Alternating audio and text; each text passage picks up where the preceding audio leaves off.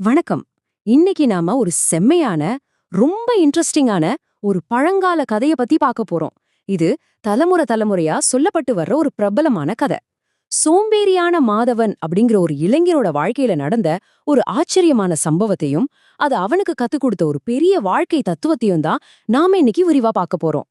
வெறும் கதையா மட்டும் இல்லாம, இது நாம இன்னைக்கு இருக்கிற காலகட்டத்தோட பொருத்தி பார்க்கலாம். வாங்க. சரி, நேரடியா விஷயத்துக்கு வருவோம். ஒரு நிமிஷம் இதை யோசிச்சு பாருங்க. நாம எந்த வேலையும் செய்யாம சும்மாவே உட்கார்ந்துட்டு இருந்தா கடவுள் நமக்கு சாப்பாடு கொண்டு வந்து கொடுப்பாரா? என்னங்க சிரிப்பு வருதா? ஆனா இதுதான் நம்ம மாதவனோட மைண்ட்ல ஓடிட்டு இருந்த மிகப்பெரிய கேள்வி. நாம பல நேரங்கள்ல அதிர்ஷ்டத்தையோ இல்ல ஒரு மேஜிக்கையோ நம்பி உழைக்க தயங்குறோம் இல்லையா? இந்த கேள்விக்கான விடையத்தான் மாதவனோட கதை நமக்கு அழகாக உணர்த்த போகுது. பகுதி 1. ஒரு சோம்பேறியின் கதை. மாதவன் இவன்தான் நம்ம கதையோட ஹீரோ. சாரி, சோம்பேறி. மாதவனுக்கு சாப்பாடுன்னா உசுரு. ஆனா வேலை செய்யணும்னா மட்டும் உடம்பு வலி வந்துடும். சும்மா உட்காந்துட்டே எப்படி சாப்பிடலான்னு யோசிக்கிற ரகம். இப்படிப்பட்ட நம்ம ஆளு ஒரு நாள் பக்கத்து ஊருக்கு போயிருக்கான். அங்க ஒரு சூப்பரான வெள்ளரிக்காய் தோட்டத்தை பார்த்ததும் நாக்குல எச்சி ஊறிடுச்சு.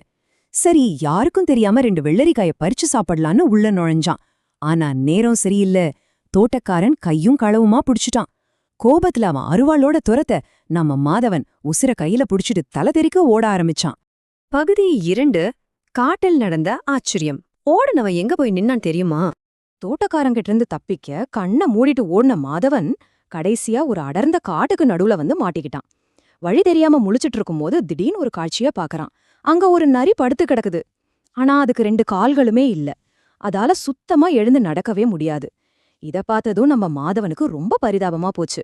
அட பாவமே, இந்த கொடிய காட்டுல நடக்கவே முடியாத இந்த நரிக்கு யாருங்க சாப்பாடு கொடுப்பா?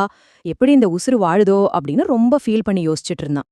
அப்படி யோசிச்சுட்டு இருக்கும்போதே தூரத்துல ஒரு பெரிய சிங்கம் கர்ஜிச்சுக்கிட்டே வருது. மாதவனுக்கு அப்படியே பகீர்னு ஆயிடுச்சு.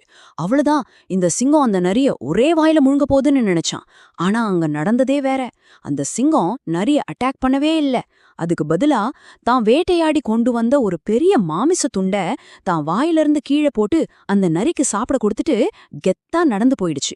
மாதவனால அவனோட கண்களையே நம்ப முடியல. உண்மையிலே அப்படியே ஷாக் ஆயிட்டா. பகுதி 3. மாதவனின் தவறான முடிவு. இங்கதான் விஷயமே இருக்கு. இப்போ இந்த இடத்துல ஒரு சுவாரஸ்யமான விஷயம் என்னன்னா, இயற்கைக்கு மாறா நடந்த இந்த அதிசயத்தை பார்த்த மாதவனோட மூளை அப்படியே உல்டாவா யோசிக்க ஆரம்பிச்சிடுச்சு. அவனோட அந்த மாஸ்டர் பிளான கேளுங்க. முதல்ல ஒரு அதிசயத்தை பார்க்கறான். உடனே ஓஹோ, கடவுள் எந்த எதிர்பார்ப்பும் இல்லாம எல்லாருக்கும் சாப்பாடு கொடுப்பாரு போலியேன்னு ஒரு தவறான முடிவுக்கு வந்துட்டான். அதுக்கப்புறம் என்ன, அந்த நரிக்கே சாப்பாடு தேடி வந்த மாதிரி எனக்கும் கடவுளே சாப்பாட்டை கொண்டு வந்து கொடுப்பாரு, நான் ஏன் கஷ்டப்பட்டு உழைக்கணும் அப்படின்னு நினைச்சு எந்த வேலையும் செய்யாம ஒரு மரத்தடியில கெத்தா உட்காந்துட்டான். சோம்பேறித்தனம் அவனோட கண்ணை முழுசா மறைச்சிடுச்சு. அவன் உட்கார்ந்தான் பாருங்க. 1 மணி நேரம் ரொம்ப நம்பிக்கையா இருந்தான். இதோ சாப்பாடு வந்துடும்னு வெயிட் பண்ணான். 6 மணி நேரமாச்சு. வயிறு பசியில கிள்ள ஆரம்பிச்சிடுச்சு. உடம்பு ரொம்ப சோர்வாயிடுச்சு.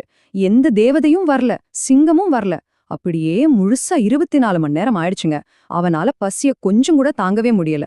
கடைசியா தன்னோட முட்டாள்தனத்தை நினைச்சு வருத்தப்பட்டு பசியும் பட்டினியுமா ரொம்ப விரக்தியோட தட்டு தடுமாறி அவனோட கிராமத்துக்கே திரும்பி நடக்க ஆரம்பிச்சான். பகுதி 4. நண்பனின் உண்மையான விளக்கம். ஊருக்கு திரும்பின மாதவனுக்கு என்னாச்சு? ஊரு வழியா பசியோட ஊருக்கு வந்து சேர்ந்த மாதவனை பார்த்து அவனோட நண்பன் ஒருத்தன் சாப்பாடு கொடுத்து நடந்த கதையெல்லாம் கேட்டான். எல்லாத்தையும் பொறுமையா கேட்ட அந்த நண்பன் சிரிச்சுக்கிட்டே ஒரு செமையான விளக்கம் கொடுத்தான் பாருங்க. மாதவா, நீ எப்பவுமே இந்த செயல்பட முடியாத நரி மாதிரியே இருக்க விரும்புற. ஆனா நீ உண்மையிலேயே அந்த சாப்பாடு கொடுத்துச்சு பாத்தியா, அந்த சிங்கம் மாதிரி நடந்துக்க முயற்சி பண்ணணும் அப்படின்னு சொன்னான். இந்த ஒரு வரி மாதவனோட மைண்ட்ல பெரிய ஸ்பார்க்க உருவாக்குச்சு. இது எவ்ளோ அருமையா நம்ம சமூகத்தோட மனநிலைய விளக்குது பாருங்க. ஒரு பக்கம் நரி, அது ஆதரவற்றது, மத்தவங்க குடுக்கறத வாங்குறது மட்டும்தான் அதோட நிலைமை. ஆனா மறுபக்கம் சிங்கம், அது ரொம்ப வலிமையானது, திறமையானது, உழைச்சே தானும் சாப்பிட்டு இல்லாதவங்களுக்கும் கொடுக்கற கெத்து அந்த சிங்கத்துக்கு இருக்கு. மாதவனுக்கு நல்ல உடம்பு, வலிமை, திறமை எல்லாமே இருக்கு. ஆனா தன்னோட சோம்பேறித்தனத்தால அவன் தன்னை ஒரு நரி மாதிரி தாழ்த்திக்க நினைச்சான். பகுதி 5. திருக்குறள் கூறும் நீதி. இப்போ முக்கியமான விஷயத்துக்கு வருவோம். நண்பன் சொன்ன அந்த வார்த்தை மாதவனுக்கு சுளீர்னு உரைச்சது. தன் சோம்பேறித்தனத்தை முழுசா தூக்கி எறிஞ்சிட்டு ஒரு சிங்கத்தை மாதிரி உழைக்க ஆரம்பிச்சான். இந்த இடத்துலதான் நம்ம தமிழர்களோட பெரிய பொக்கிஷமான திருக்குறள் ஒண்ணு ஞாபகத்துக்கு வருது. பார்த்தோன் மறி எவனை பசி என்னும் தீப்பினி தீண்டல் அரிது. ஐயன் திருவள்ளுவர் 2000 வருஷத்துக்கு முன்னாடியே இந்த சிங்கத்தோட குணத்தை எவ்ளோ அழகா சொல்லியிருக்காரு பாருங்க. இந்த குரல்ல வர்ற பாத்தூன் அப்படிங்கிற வார்த்தைய நாம ரொம்ப கவனமா பார்க்கணும். பாத்தூன்னா என்ன?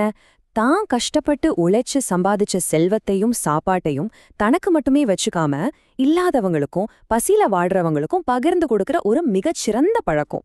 இதத்தானே அந்த சிங்கம் காட்டுல செஞ்சது.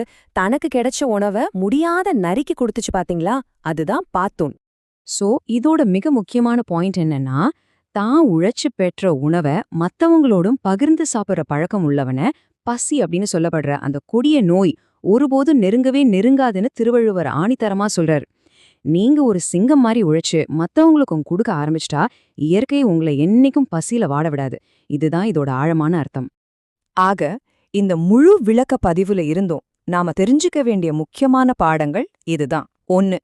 சோம்பேறித்தனம் அப்படிங்கிறது ஒரு வியாதி மாதிரி. அது சுத்தி இருக்கிற உலகத்தோட உண்மையான யதார்த்தத்தை நாம தப்பா புரிஞ்சுக்க வச்சிடும். 2. மத்தவங்க கிட்ட கையேஞ்சி நிக்கிறத விட அள்ளி கொடுக்கிற திறனையும் வலிமையும் பெற்றிருக்கிறது தான் இயற்கையோட உண்மையான வரம். 3. நாம செய்யற கடின உழைப்பு நம்மள மட்டும் பாதுகாக்கிறதுக்காக இல்ல, நம்மள சுத்தி இருக்கிற இயலாதவங்களையும் பாதுகாக்கிற ஒரு கேடயம். இந்த கதையோட முடிவுல நான் உங்ககிட்ட ஒரு முக்கியமான கேள்வியை விட்டுட்டு போக விரும்புறேன். இன்னைக்கும் உங்க வாழ்க்கையில நீங்க யாரா இருக்க போறீங்க? மத்தவங்க உழைப்புல கிடைக்கணும்னு காத்துட்டு இருக்கிற நரியா, இல்ல கடினமா உழைச்சு தன் தேவையும் பூர்த்தி செஞ்சு மத்தவங்களுக்கும் கொடுக்கற அந்த வலிமையான சிங்கமா? முடிவு உங்க கையில. கண்டிப்பா சிந்திச்சு பாருங்க. இந்த பதிவு உங்களுக்கு ஒரு புதிய தெளிவை கொடுத்திருக்கும்னு நம்புறேன். உங்களை அடுத்த ஒரு சுவாரஸ்யமான பதிவுல சந்திக்கிறேன். நன்றி.